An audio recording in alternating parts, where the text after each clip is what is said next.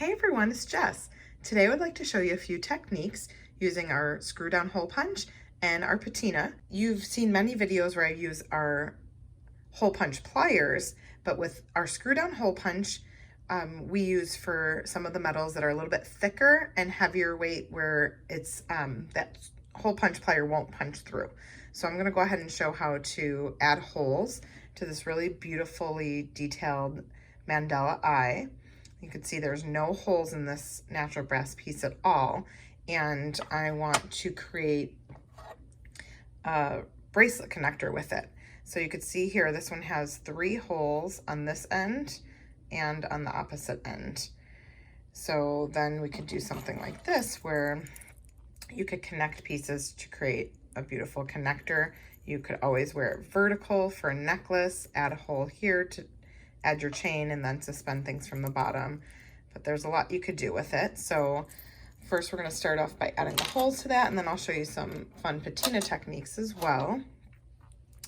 So with this one here, let's see, I got one started. I pre-did holes on that side and 2 of them on this side. So there's 2 sizes. There's a 1.5 millimeter hole and then a 2 millimeter. And it really doesn't matter which one you use. I am going to use the 1.5. It's the one that's a little bit thinner. So when you open these, you just unscrew this. You could tell one has a thicker side to it and one's a little bit thinner. So all you have to do is go ahead and screw that open so you could slide your piece in. And I want to create a hole right in this opening here. This kind of has like somewhat of like a little bezel edge to it. So right in the middle. So I'm gonna go ahead and lay this flat inside and line that up. And as I start to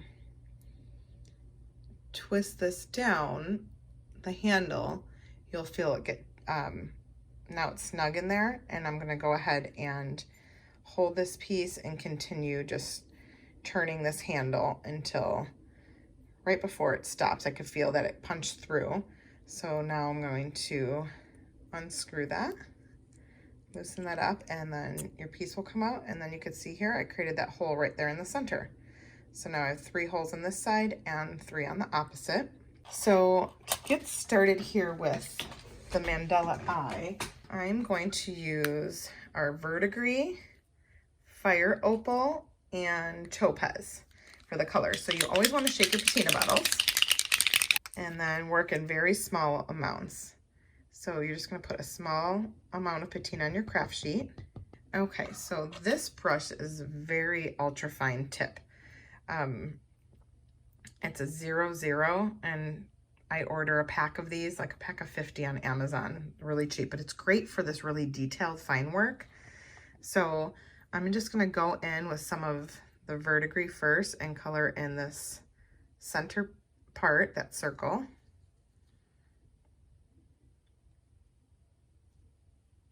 And if it gets on any of the raised area, you could just use that relieving block to go ahead and sand that part off the little raised parts. And you could always use a paper towel to dab a little bit off if you don't want it as vibrant. And then go in and just sand a little bit so it comes off the raised areas. And then I'm going to go ahead and just do a little bit more. I won't show coloring this whole thing in, but as you could see, it's really easy and it's fun painting. It reminds me of like an adult coloring book. And the patina sit down in there. I'm not doing it too thick. And then go in here and dab a little bit off. And then in between colors, go ahead and rinse your brush with water and then wipe off any extra patina and excess water with your paper towel. Got a little bit too much of that Fire Opal color out there, but it's okay. Go ahead and get some of that done.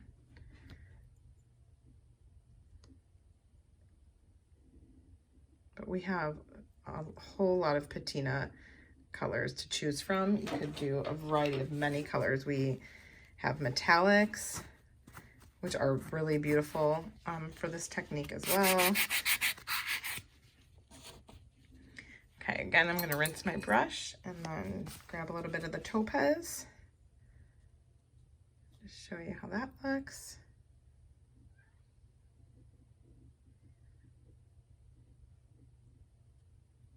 Okay, there we go. So that's how we color in this type of piece. And it'll dry pretty quickly, so you just let this sit and dry before doing any gluing or designing.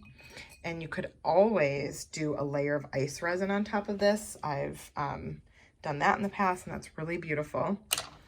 So I'm going to use E6000 jewelry glue, an industrial strength adhesive, to glue on one of the Swarovski flatbacks. It's not that hard. I've done it a few times just using like the tip of a metal awl, because some of you might not have that handy tool. So just like the pointed end of a metal awl like this, you could, you only need a very small amount of glue. So I have a little bit on the end of that. And then I'm going to pick this up with my round nose plier, try to, and I might actually apply it right to the center of this. Okay, so I've glue dabbed down in the center of that patinaed section of the Mandala Eye. And now I'm going to go ahead and, there we go, release the crystal. I got it pretty centered. Yeah, so you have a little bit of time to move it around into place.